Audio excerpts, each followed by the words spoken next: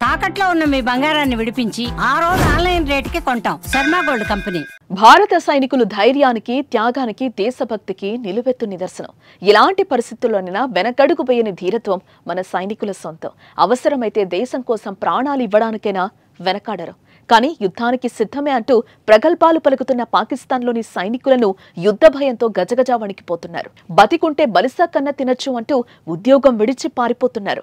ప్రాణభయంతో ఒత్తిడి తట్టుకోలేక ఇప్పటికే 4500 మంది సైనికులు, 250 మంది సైన్య అధికారులు పాక్ సైన్యానికి గుడ్ బై చెప్పేసినట్టు కథనాలు వెలువడుతున్నాయి. ఇంకొన్ని వేల మంది ఉద్యోగాలకు రాజీనామా దరఖాస్తులు సమర్పించినట్టు సమాచారం.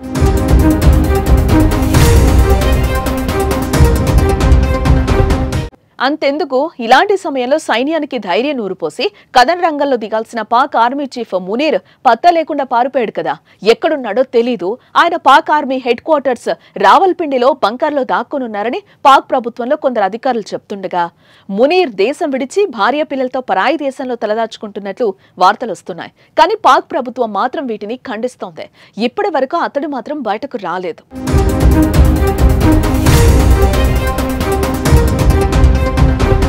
భారత్తో యుద్ధ మేఘాలు కమ్ముకున్న వేళ ముందడుగు వేయాల్సిన సైన్యంలోనే తిరుగుబాటు మొదలవడం ఆ దేశాన్ని మరింత ఆందోళనకు గురిచేస్తోంది. అందుకే సైన్యంలో ధైర్య స్థైర్యాలు నింపేందుకు inter services public relations DG manager general Faisal Mohammad Malik ను రంగంలోకి దించారు. రక్షణ పరంగా పాక్ ప్రధాని, రాష్ట్రపతులకు సలహాలు, పాక్ సైన్యం, ఇతర దర్యాప్తు, ఇంటెలిజెన్స్ సంస్థల్ని సమన్వయం చేసేలా అసీం మాలిక్ కు పాక్ ప్రభుత్వం ఎన్ఎస్ఏ అడ్వైజర్ గా అదనపు బాధ్యతలు అప్పగించింది. ఆయన ఆన్ డ్యూటీలో వచ్చేశారు. పాక్ సాయుధ బలగాలు మనోబలం కోల్పోవద్దని, దేశానికి విశ్వాస పాత్రుడుగా ఉండాలని మాలిక్ రాసిన లేఖ వెలుగులోకి వచ్చింది.